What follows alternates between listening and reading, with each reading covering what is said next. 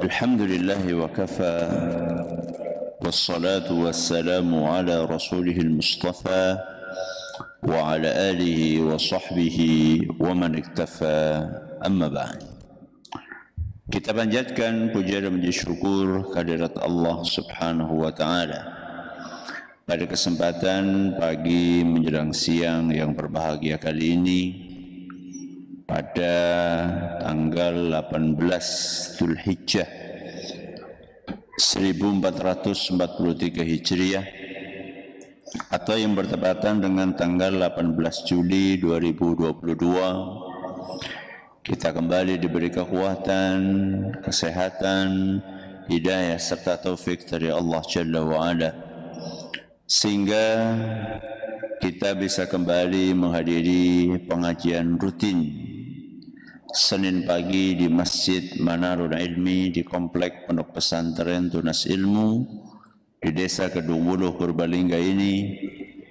Kita berharap semoga Allah Azza wa Jalla berkenan untuk melimpahkan kepada kita semuanya ilmu yang bermanfaat, sehingga bisa kita amalkan sebagai bekal untuk menghadap kepada Allah Jalla wa'ala. Allahumma amin.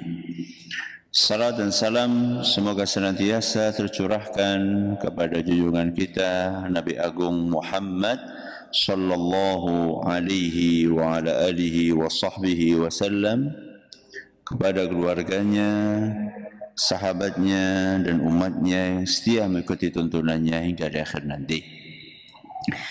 Bapak-bapak dan ibu-ibu yang kami hormati dan juga segenap pendengar serta pemirsa rahimani wa rahimakumullah. Alhamdulillah, pada kesempatan yang berbahagia kali ini kita bisa kembali melanjutkan kajian kita fikih doa dan zikir nomor 189, mengangkat tema zikir dan doa sebelum tidur bagian yang ke-8. Di bagian yang ke-8 ini kita akan membahas sebuah surat pendek, akan tetapi maknanya sangat agung, yang dianjurkan untuk dibaca sebelum kita tidur. Surat tersebut adalah surat Al-Ikhlas. Surat apa, Bu? Al-Ikhlas. Surat Al-Ikhlas ini dianjurkan untuk dibaca berapa kali? 3 kali sebelum tidur. Seperti apa cara membacanya nanti kita akan sebutkan sebentar lagi. Surat Al-Ikhlas inilah surat yang ada di penghujung Al-Quran, tepatnya nomor 112. Ayatnya tidak banyak, hanya 4 ayat saja. Apa landasannya dan apa kandungannya kita akan bahas insya Allah. Pertama, landasannya. Aisyah radhiyallahu anha ummul mukminin, ibunda kita semua, menyampaikan dalam sebuah hadis yang diriwayatkan oleh Imam Bukhari, anna an-nabiy sallallahu alaihi wasallam kana idza awa ila firashihi kulla lailatin jama'a kaffaihi thumma nafatha fihima. Kata Aisyah radhiyallahu anha, setiap malam, setiap apa, Bu? Malam, Rasulullah sallallahu alaihi wasallam saat akan tidur, beliau menggabungkan kedua telapak tangannya. Menggabungkan berarti seperti ini. Kanan dengan kiri digabungkan. Terus apa yang beliau lakukan? Beliau meniupkan nafas dari mulutnya dengan sedikit air ludah. Meniupkan apa, Bu? Nafas dari mulutnya dengan sedikit air ludah. Berarti bukan meludah. Bukan apa? Meludah. Tapi mengeluarkan angin dari mulut dengan sedikit air ludah. Pripun? Seperti itu. Ya, ditiupkan dengan sedikit air ludah. Ditiupkan kemana? Ditiupkan ke kedua telapak tangan yang sudah kita gabungkan di depan mulut kita. Sudah. Setelah itu apa kata Aisyah? Faqara'a fihima. Kemudian beliau sallallahu alaihi wasallam membaca di kedua telapak tangannya ini, Qul huwallahu ahad wa qul a'udzu birabbil falaq wa qul a'udzu birabbin nas. Berapa surat? 3. Al-Ikhlas, terus Al-Falaq, terus An-Nas. Urutannya kayak gitu. Karena di dalam Al-Quran urutannya juga kayak gitu. Nomor 112 adalah surat apa? Al-Ikhlas. Nomor 113 adalah surat Al-Falaq. Nomor 114 adalah surat An-Nas. Jadi urutannya seperti itu. Al-Ikhlas, Al-Falaq, baru nopo? An-Nas. Ya, kadang-kadang ada sebagian orang dibalik. An-Nas, Al-Falaq, Al-Ikhlas. Betul. Kalau menurut urutan yang ada dalam Al-Quran itu, yang paling depan dulu nopo? Al-Ikhlas dulu. Baru kemudian Al-Falaq, terakhir nopo? An-Nas. Sudah. Kita ulangi nggih, apa yang dilakukan oleh Nabi SAW, kedua telapak tangannya digabungkan terus ditaruh di depan mulut. Setelah itu apa Bu? Mengeluarkan angin yang sedikit air ludah di dalamnya ke kedua telapak tangan tersebut, lalu membaca Al-Ikhlas, terus Al-Falaq, terus An-Nas. Habis itu apa yang dilakukan oleh Nabi SAW? Summa yamsahu bihima mastata'a min jasadihi. Kemudian dua telapak tangan yang sudah ditiupkan angin dengan sedikit air ludah, lalu dibacakan 3 surat mulia tadi, diusapkan semampunya ke sekujur tubuh. Mastata'a niku semampunya. Tangan yang sudah ada bacaan 3 surat mulia tadi, itu diusapkan ke sekujur tubuh semampunya. Mulai dari mana? Mulai dari bagian atas tubuh kita. Bagian atas berarti nopo? Kepala, muka. Dari atas dulu. Ini kan tadi udah dibacain ya. Dari atas. Kemudian setelah itu, wa ma aqbala min jasadihi. Setelah dari atas, muka, bagian depan tubuh. Setelah bagian tubuh, depan tubuh, baru bagian belakang semampunya.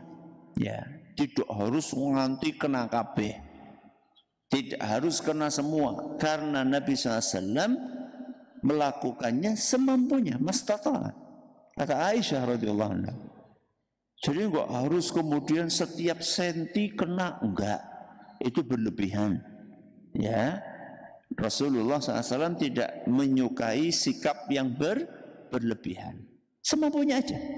Sambil kita duduk menghadap ke arah kiblat, kita usapkan sekujur tubuh kita semampu yang bisa dijangkau oleh tangan kita. Berarti bacanya berapa kali tadi? Kok 3 kali? Tadi berapa kali? Barusan itu loh yang saya sampaikan, berapa kali? 1 kali. Kan Al-Ikhlas sekali, Al-Falaq sekali, An-Nas sekali. Setelah diusapkan seperti itu, yaf'alu dzalika thalatha marrat. Yang seperti tadi diulangi sampai 3 kali.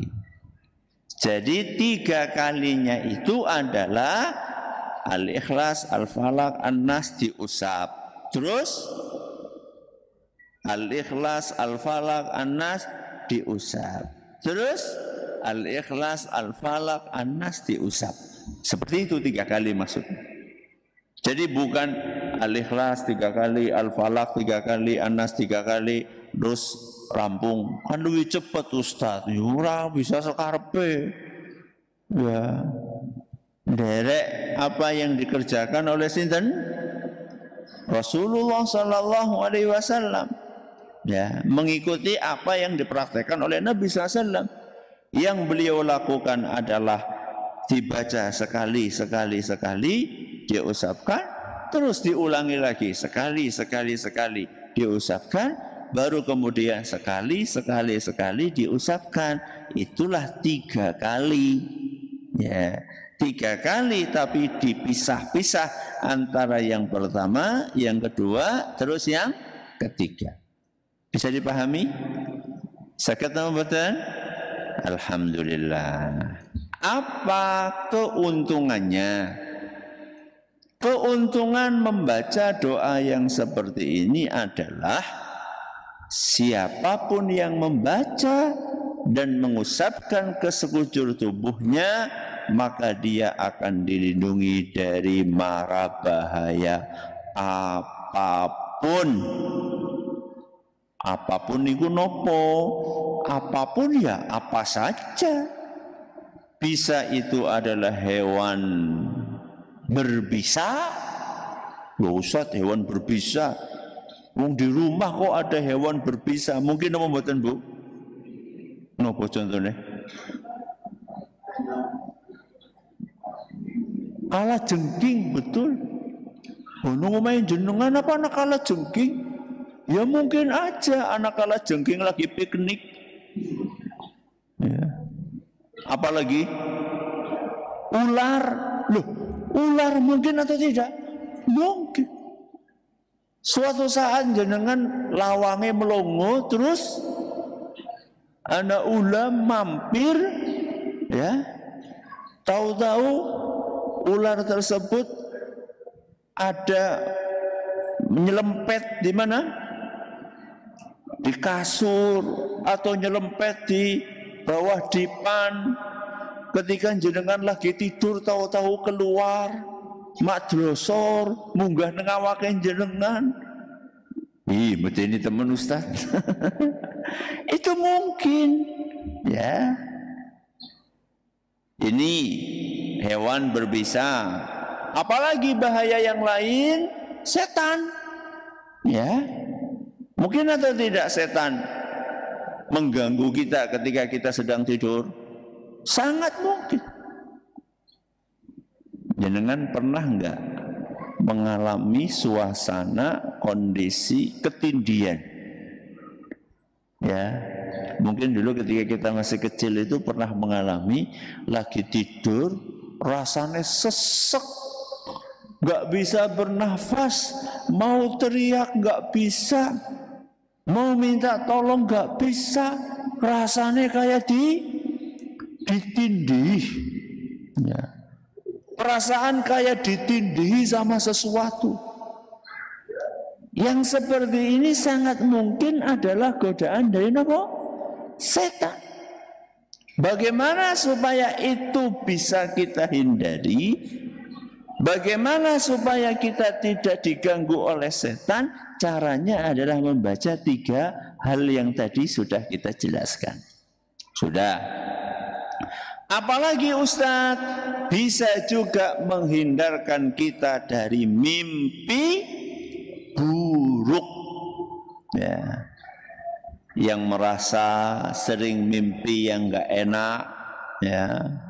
Mimpi buruk itu apa Ustaz? Ya macam-macam. Ada yang mimpi buruk jatuh dari tempat yang sangat tinggi. Ada yang mimpi buruk kecemplung kali, ya jebule ngompol. Ya, ternyata ngompol. Ada yang mimpi buruk dikejar-kejar harimau. Ada yang mimpi buruk, na'udzubillahi min dzalik, keluarganya ada yang meninggal dunia. Ini kan kalau orang mimpi-mimpi buruk seperti ini, bangun-bangun hatinya gimana? Gelisah, takut, was-was. Apa iya ya? Apa memang Allah akan memberikan ujian seperti itu atau tidak ya? Akhirnya hidupnya jadi gelisah. Maka kalau kita pernah mengalami hal-hal yang seperti itu, kemungkinan besar karena sebelum tidur tidak membaca doa yang diajarkan sama Rasulullah Sallallahu Alaihi Wasallam tadi. Makanya bapak-bapak, ibu-ibu, para pendengar, para pemirsa rahimani wa rahimakumullah, Rasulullah Sallallahu Alaihi Wasallam sangat menjaga doa ini. Beliau Sallallahu Alaihi Wasallam hampir-hampir tidak pernah meninggalkan wirid ini sebelum tidur. Bahkan Aisyah radhiyallahu anha, sebagaimana dituturkan dalam hadis riwayat Bukhari, ketika Rasulullah SAW sedang sakit parah dan beliau nggak bisa mengusapkan dengan tangan beliau sendiri, meminta kepada Aisyah radhiyallahu anha untuk melakukan itu kepada beliau. Meminta kepada sinten? Aisyah radhiyallahu anha. Minta tolong supaya dilakukan itu, diusapkan ke tubuhnya. Jadi Nabi SAW dalam kondisi separah itu, sakit yang begitu beratnya, tetap beliau mengamalkan wirid tersebut. Namun kita sakit enggak ada halangan apa-apa. Halangan satu-satunya apa? Apa Bu halangan satu-satunya? B. Napa B? Bebek. Ya. Wih halangannya males. Ya. Hanya itu saja halangannya. Wah habis ngantuk, jadi apa ngantuk? Lalu dolanan HP. Jadi ngantuk dolanan HP. Mana? Hanya itu saja yang membuat orang menjadi males atau mungkin belum tahu. Ibu-ibu tadi malam sebelum tidur baca suratan ini atau tidak? Baca nomor baca, alhamdulillah. Yang enggak. Makanya yang belum membaca mulai kapan? Malam ini.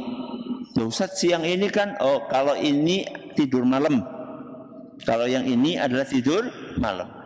Kalau yang siang-siang Ustaz, apa Ustaz? Ya bismika Allahumma amutu wa ahya, atau ahya wa amut. Ya. Ini kalau tidur umum. Tidur umum itu maksudnya ya tidur siang, tidur malam, tidur ketika pengajian. Ya Allah, masuk arep ngaji masa bismika Allahumma niat temen kulit turu. Ya. Biasanya kan nek turu pengajian niku mboten sengaja nggih Bu nggih. Iya loh, masa dari rumah sudah niat nyong arep turu. Kan enggak, itu kan biasanya ora sengaja, ya. Ora sengaja ya biasanya orang donga, ya. Berarti nek donga berarti kan niat banget kowe arep turu. Ya. Ya, kalau mau tidur siang, ya cukup membaca bismika Allahumma amutu wa ahya atau ahya wa amut. Nah, ini landasannya. Sekarang kita pindah kandungannya. Kandungan yang ada dalam surat mulia ini. Surat Al-Ikhlas itu adalah salah satu surat yang punya keistimewaan, dan keistimewaan itu tidak dimiliki surat-surat yang lain. Surat Al-Ikhlas adalah salah satu surat di dalam Al-Quran yang punya keistimewaan, dan keistimewaan itu tidak dimiliki oleh surat-surat yang lain. Apa keistimewaannya?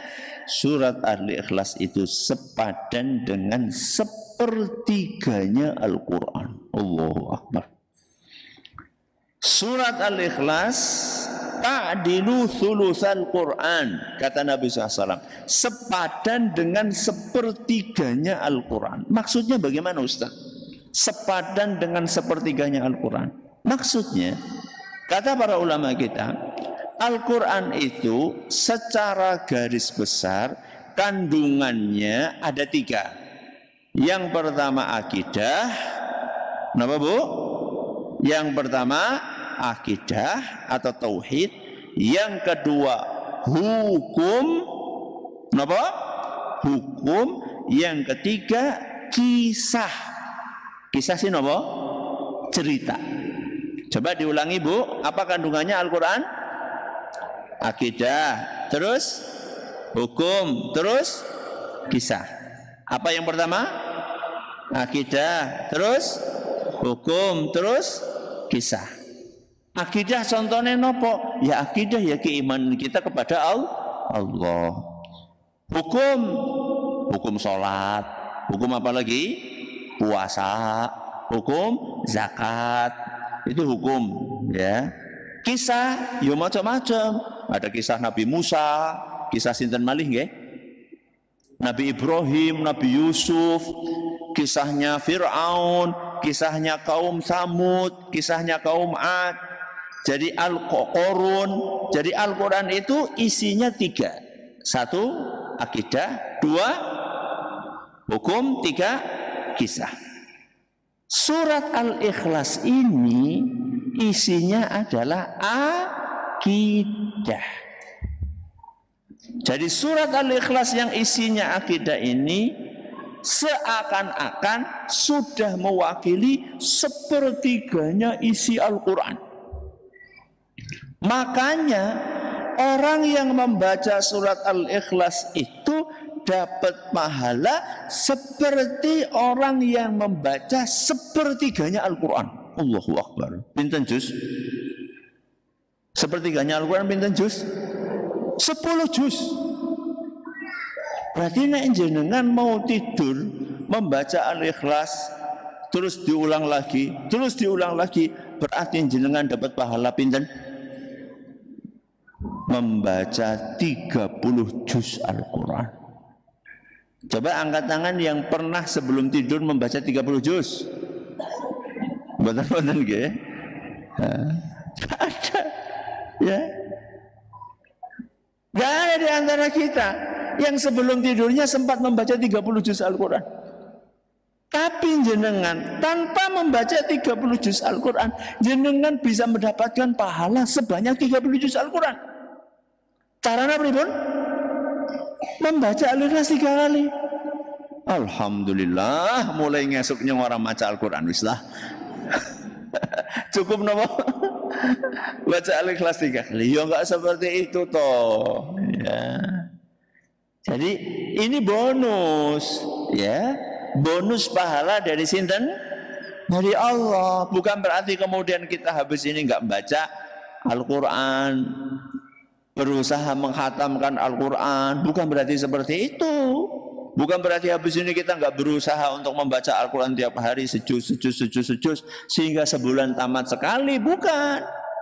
Akan tetapi ini adalah bonus pahala yang Allah berikan kepada orang-orang yang mau tekun membaca surat Al-Ikhlas berapa kali? 3 kali. Baik. Apa isinya? Mari kita mulai dari ayat yang pertama. Apa bunyi ayat yang pertama? Qul huwallahu ahad. Katakanlah Allah itu ahad. Ahad sih artinya apa, Bu? Hah? 1. Esa. Tuhan yang Maha Esa. Allah itu esa. Esa apanya? Ya, itu kan yang jadi pertanyaan. Allah itu 1. Allah itu esa. atau esa? Yang esa atau esa itu apanya?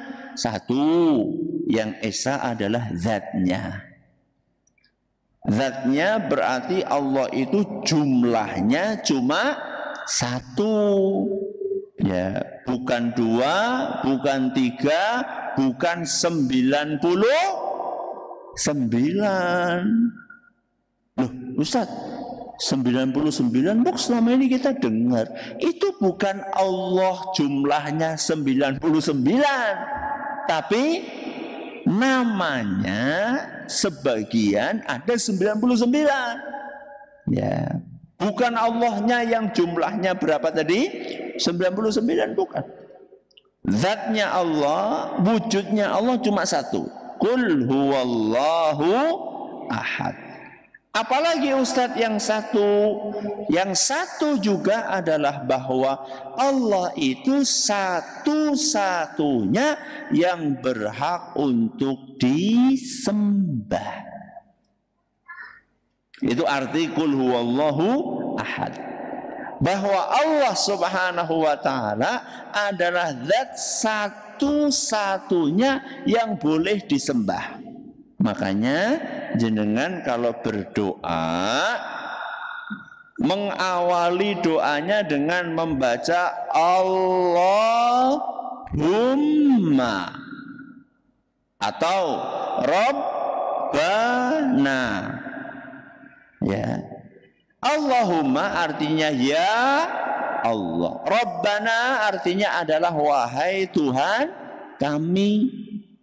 Dalam beribadah, dalam berdoa, kita mintanya kepada Allah. Salat juga untuk sinten Allah. Inna sholati kurban wa nusuki wa ya hidupku wa matiku untuk sinten lillahi rabbil alamin, untuk Allah. Salat kita untuk Allah. Kenapa? Karena salat ibadah.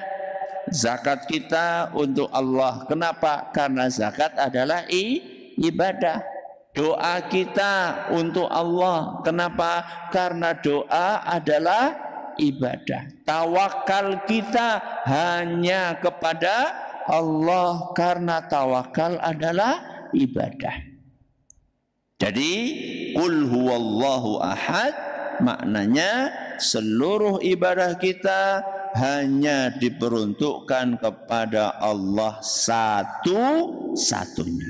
Apalagi Ustaz makna qul huwallahu ahad, kita harus meyakini bahwa yang bisa melakukan perbuatan-perbuatan ketuhanan hanya Allah. Apa itu Ustaz perbuatan-perbuatan ketuhanan?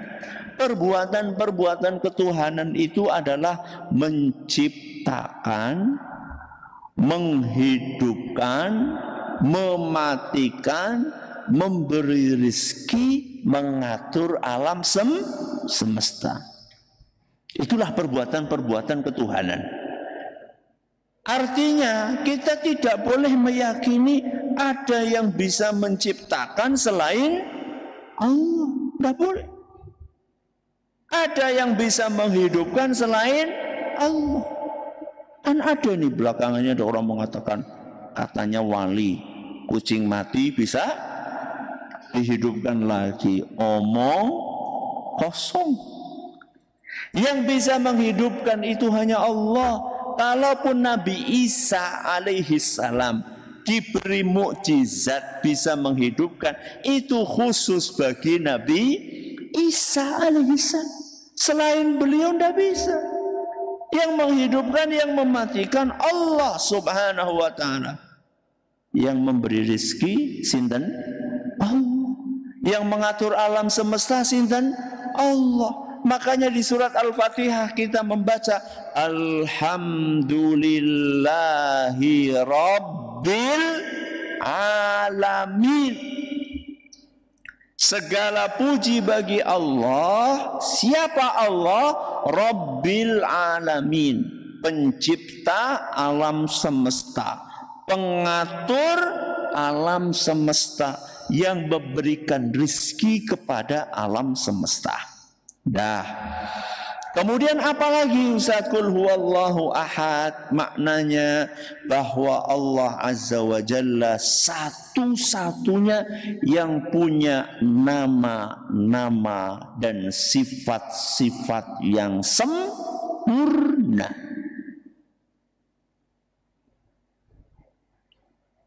Makanya nanti malam ada pengajian apa Bu? Asmaul Husna. Ar-Rahman, terus napa? Ar-Rahim, terus Al-Malik, terus Al-Quddus, As-Sami, dan semua nama-nama ini. Nama-nama ini adalah nama-nama yang sempurna dan satu-satunya yang memiliki nama dan sifat sempurna hanya Allah Subhanahu wa taala. Apa kandungan Ar-Rahman?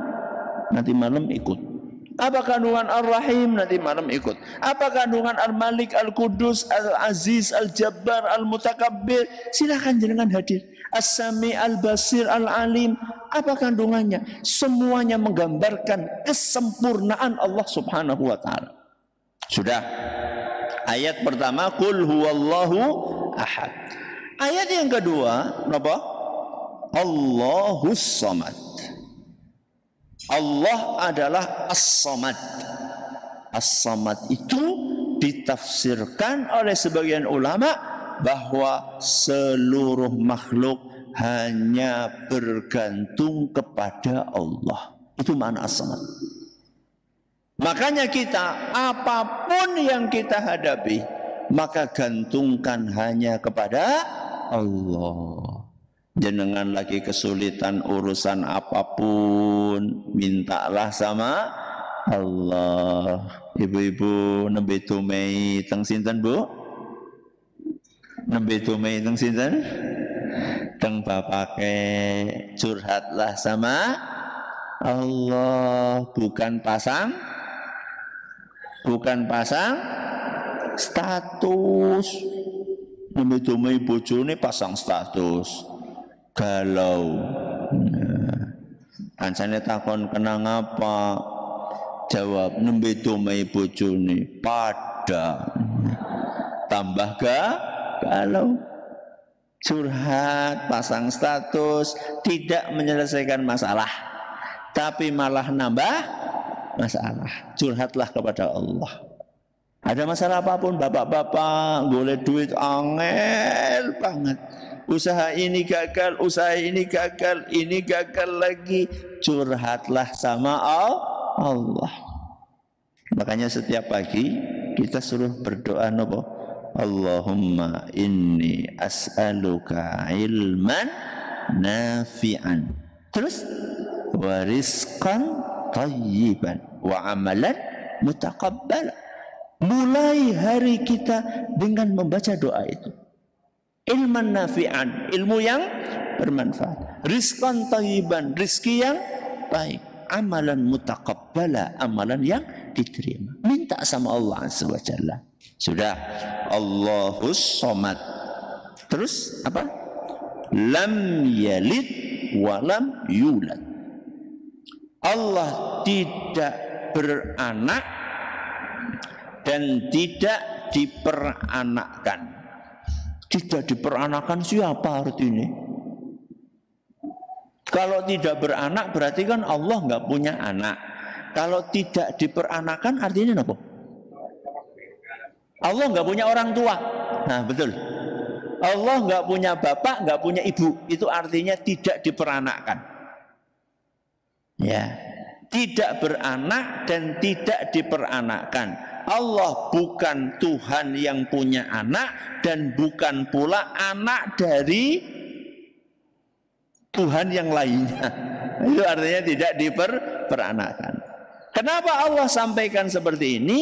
Karena ada orang-orang musyrikin yang tanya kepada Rasul SAW. Muhammad, Tuhanmu itu bin siapa? Bin itu artinya anak siapa?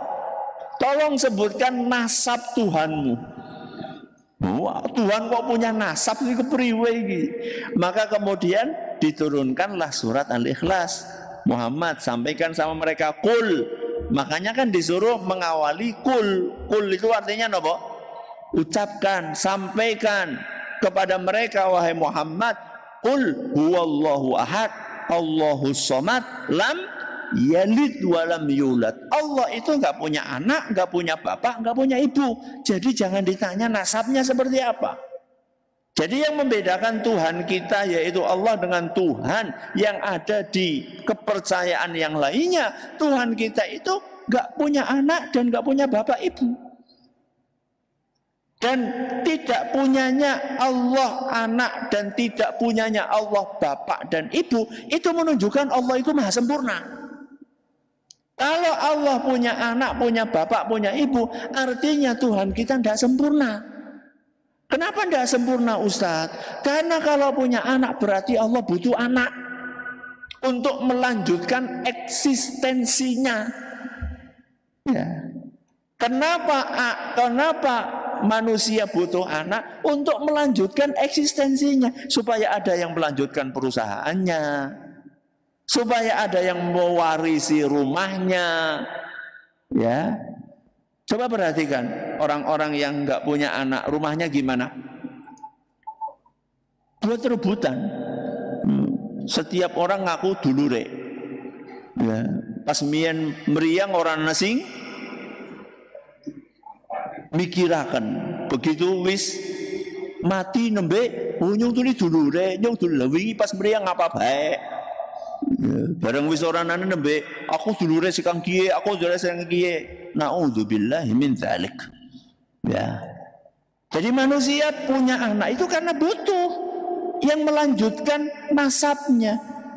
Ya, manusia punya bapak, punya ibu karena butuh adanya bapak dan ibu. Kalau nggak ada bapak ibu, bagaimana ada manusia? Allah Subhanahu wa Ta'ala itu nggak butuh sama siapa-siapa. Makanya Allah nggak punya anak, nggak punya bapak, nggak punya ibu. Ya sudah. Yang terakhir ayat yang keempat, apa Bu? Walam yakullahu kufuwan ahad. Walam yakullahu kufuwan ahad itu adalah rangkuman dari ayat pertama sampai ayat yang ketiga. Jadi Allah itu adalah sempurna, tidak ada bandingannya sama sekali. Walam yakullahu kufuwan ahad, tidak ada satupun yang menjadi sekutu Allah, alias Allah itu tidak ada yang sebanding dengannya, tidak ada yang sepadan dengannya. Semua makhluk ada di bawah kekuasaan Allah Subhanahu wa Ta'ala. Inilah kandungan dari surat Al-Ikhlas. Mudah-mudahan bermanfaat. Masih ada sisa waktu sedikit. Kalau ada pertanyaan silahkan bisa disampaikan. Baik, terima kasih Ustaz. Jazakumullah khairan atas materi yang disampaikan. Berikut kami bacakan beberapa pertanyaan yang telah masuk. Pertanyaan pertama, Bismillah, Assalamualaikum Ustaz. Waalaikumsalam warahmatullahi wabarakatuh. Izin bertanya, apakah serangkaian langkah-langkah zikir tersebut bisa diterapkan oleh seorang istri yang melakukan untuk suami yang sedang sakit, namun posisi suami sudah terlelap tidur karena sakit? Jazakallah khair Ustaz. Boleh, tidak apa-apa. Ya, tidak apa-apa. Syukur-syukur suami tersebut misalnya belum terlalu parah sakitnya, sebelum tidur diajak untuk membaca. Itu lebih baik lagi.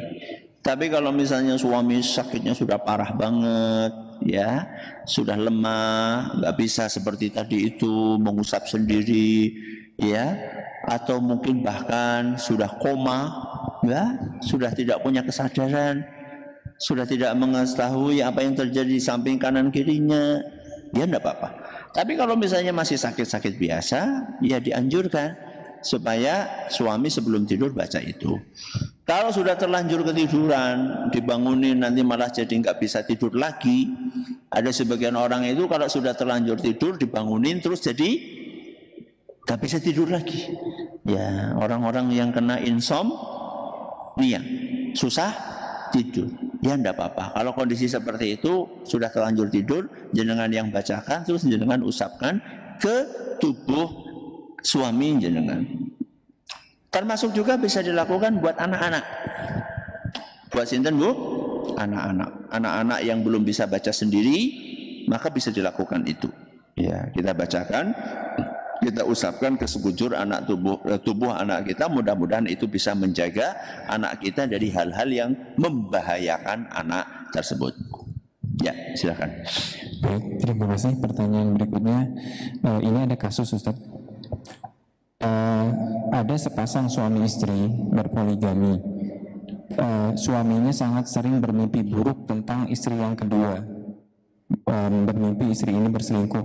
Demikian juga istri yang kedua sering sekali bermimpi buruk tentang suaminya. Dan qadarullah mereka berpisah, Ustaz. Apakah ini termasuk tanda-tanda terkena sihir atau gangguan jin? Karena kedua suami istri ini termasuk sering membaca doa sebelum tidur, Ustaz. Silakan. Sangat mungkin, ya, sangat mungkin. Sangat mungkin orang yang sudah baca tapi tetap ada gangguan. Kemungkinannya satu, ya, kemungkinannya satu. Dia bacanya itu enggak fokus. Baca suratan-suratan tadi tidak fokus, tidak konsentrasi. Karena yang namanya zikir akan ngefek lebih dahsyat kepada tubuh kita, kepada penjagaan buat diri kita ketika zikir itu dibaca dengan penuh fokus. Fokusin apa Bu? Khusyuk. Ya, boleh maca gue temenanan. Ya. Membacanya itu serius. Ini dahsyat ini. Zikir pagi, zikir petang, termasuk sholat juga.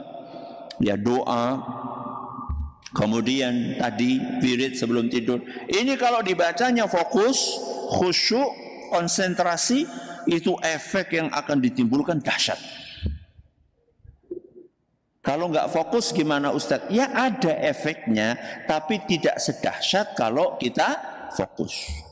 Maka yang tadi ditanyakan, kenapa sudah baca kok masih tetap mimpi buruk? Kemungkinan yang pertama, jenengan bacanya kurang fokus. Kemungkinan yang kedua, seperti yang tadi ditanyakan oleh saudara penanya.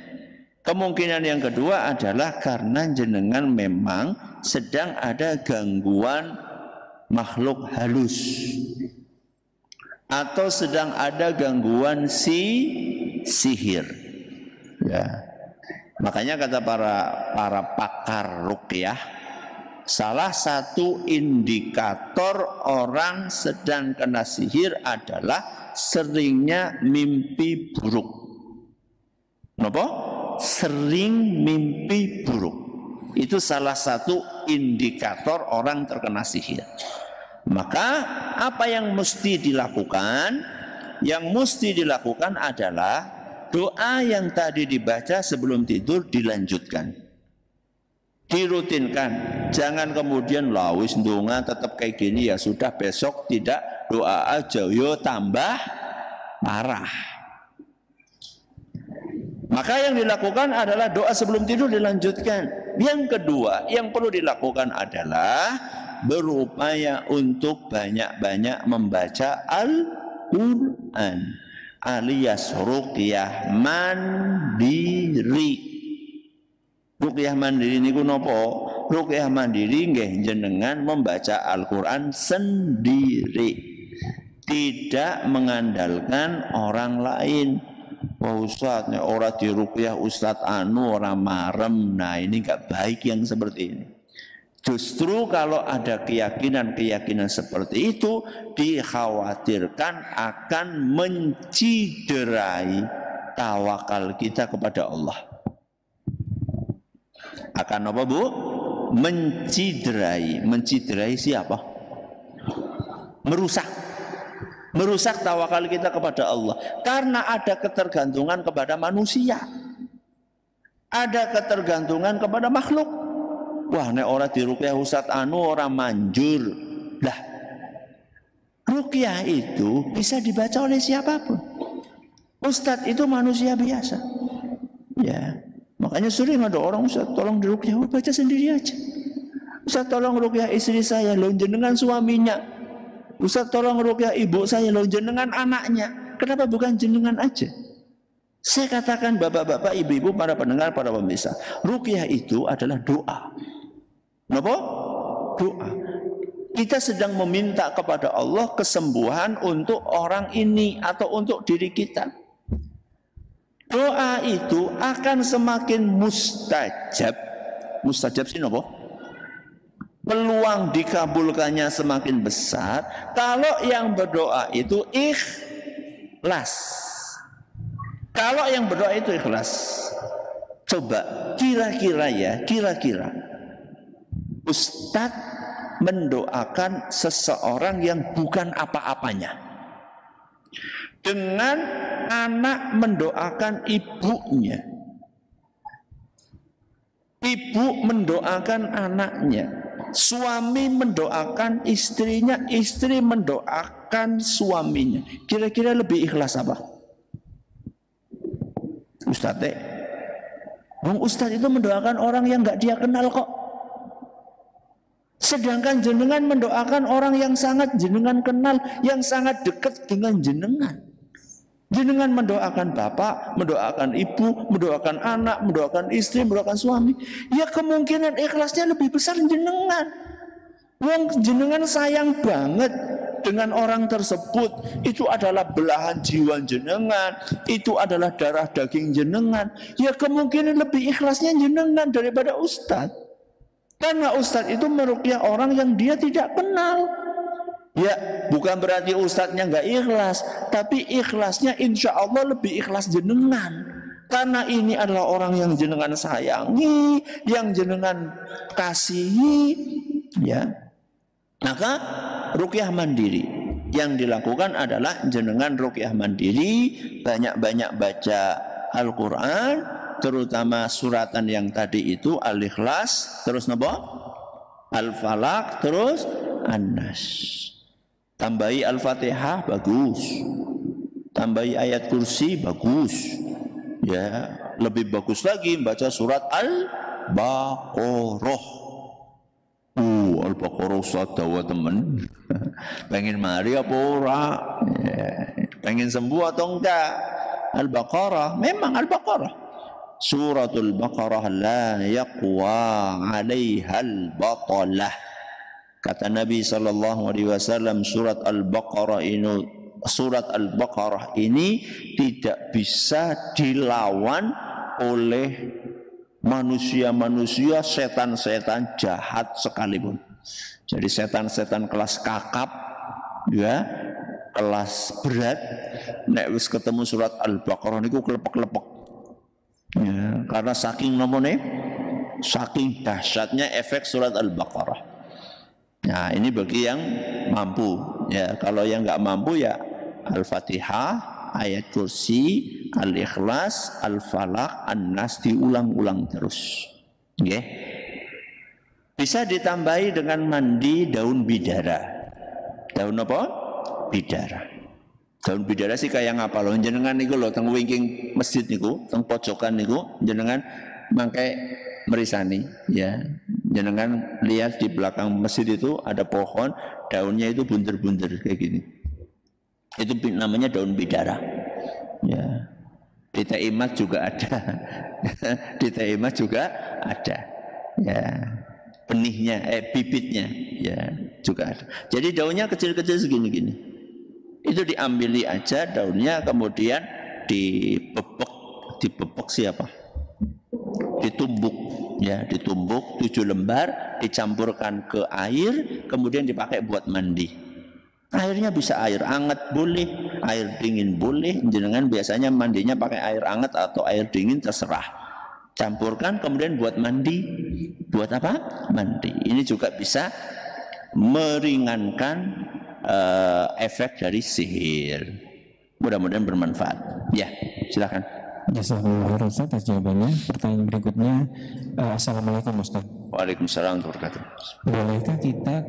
Bolehkah ketika kita berdoa mengucapkan, Ya Allah, hanya Engkau yang maha tahu segala isi hati. hamba pasrahkan semua persoalan hamba kepadamu, kabulkanlah permohonan hamba. Doa ini tidak menyebutkan satu-satu permohonannya karena banyak sekali. Apakah doa tersebut boleh, Ustaz? Boleh, tidak apa-apa, boleh. Ya, doa-doa yang sifatnya umum boleh, doa-doa yang sifatnya khusus juga boleh. Ya, cuman kadang-kadang kalau doa yang sifatnya khusus itu biasanya lebih apa ya? Lebih, ya Allah, anakku pengen lulus gitu. Itu kan lebih apa?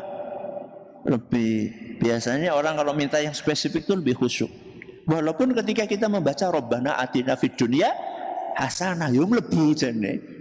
Anakku lulus, ya mudah-mudahan itu yang terbaik. Itu masuk sebenarnya.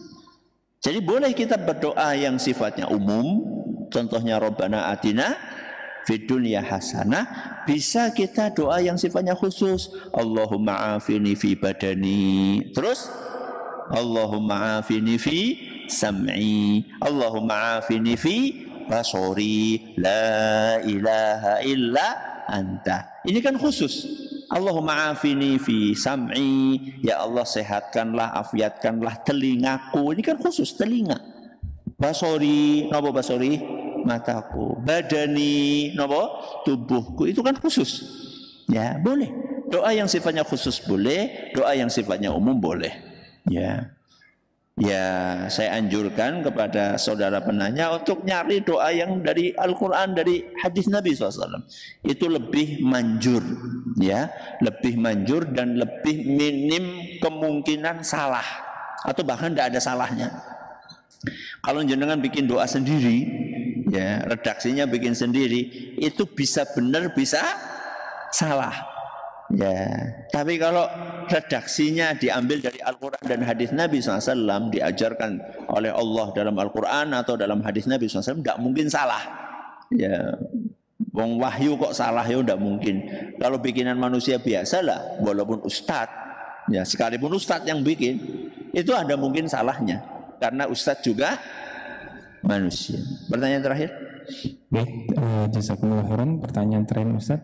Assalamualaikum warahmatullahi wabarakatuh. Waalaikumsalam warahmatullahi wabarakatuh. Ustaz, kalau sering ketiduran, apakah boleh membaca bacaannya sebelum tidur setelah zikir salat isya?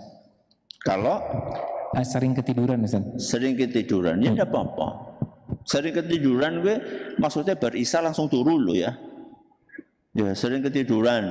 Karena sering ketiduran akhirnya baca doanya ini setelah isya misalnya. Yang jenengan benar-benar tidur apa enggak habis isya? Jangan-jangan baru gue nonton TV disit, ujug-ujug keturun nonton TV. Ya kalau seperti itu ya jangan. Ya betul-betul sebelum tidur. Tapi kalau misalnya kebiasaan yang jenengan begitu isya ketemu kasur langsung apa? Langsung tidur, ya, langsung nggak sadar ketemu kasur, ya saking keselek, ya nggak apa-apa. Tapi kalau misalnya setelah itu mau aktivitas yang lain macam-macam, masih main HP, masih nggak menemani anak garap PR, masih bersih-bersih, asah-asah, nyuci piring, ya kalau seperti itu ya jangan. Kalau seperti itu ya nanti aja sebelum tidur baca doanya, karena akan terpisah dengan aktivitas-aktivitas lainnya. Mudah-mudahan bermanfaat. Terima kasih atas perhatiannya. Mohon atas segala kurangannya. Kita akhiri dengan doa kafaratul majlis. Subhanakallahumma wa bihamdika asyhadu an la ilaha illa anta astaghfiruka wa atubu ilaik. Assalamualaikum warahmatullahi wabarakatuh.